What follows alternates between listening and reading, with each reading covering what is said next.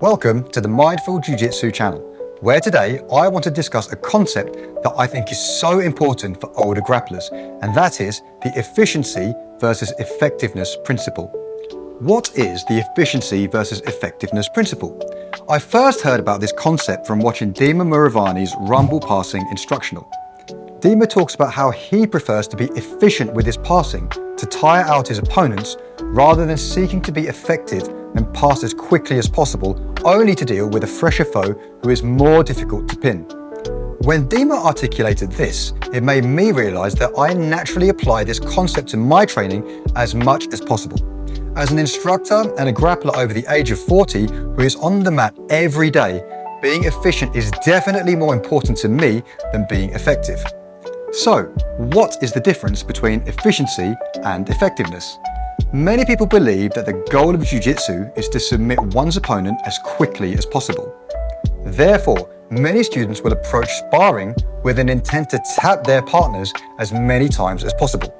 This is the very definition of being effective, since those athletes are successful in producing the desired result of submitting their partners. To be highly effective, an elevated degree of effort and energy output is required, particularly where there isn't a significant skill gap between the two athletes. In my experience, when I'm chasing submissions, I often feel like I'm constantly trying to force my will on my opponent. Consequently, I feel like I use excessive strength and power to achieve this goal. However, efficiency is different to effectiveness because to be efficient, I have to achieve my desired outcome, i.e. submitting my opponent, by expending the minimum amount of effort and energy possible. This might mean that I submit my opponent once instead of 4 times in a round, but in doing so, I have not exerted myself to the same degree. I think that this is particularly important for older grapplers who want to train frequently, i.e. 3 to 4 times per week. Of course, being extremely effective and trying to secure as many submissions as possible is a commendable goal.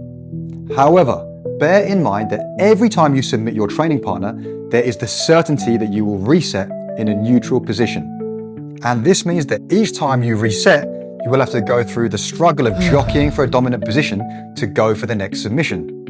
The older I get, my personal view is that it is better to get on top and stay on top. I mentioned it as one of the main concepts on my previous video about guard passing, but I heavily prioritize pinning my opponent over passing them. Whilst this might seem like a bit of a negative attitude, trust me, if you want to stay injury-free as an older grappler, you need to be considering the intensity of all of your rounds. I like to use a traffic light system to gauge my intensity, with red being extreme intensity, i.e. pushing above 90% effort, amber being moderate intensity, and green being low intensity. Generally speaking, I pretty much want all of my sparring to be at green or amber intensity. I might push into the red for maybe 1 or 2 rounds per week, which is a minuscule proportion of my total training considering that I teach and spar every day. This is easier on my body and allows me to sustain high volume in my training. So, how can you train efficiently? Here are 2 tips to help. Tip 1. Take what you can when you can, not what you want when you want.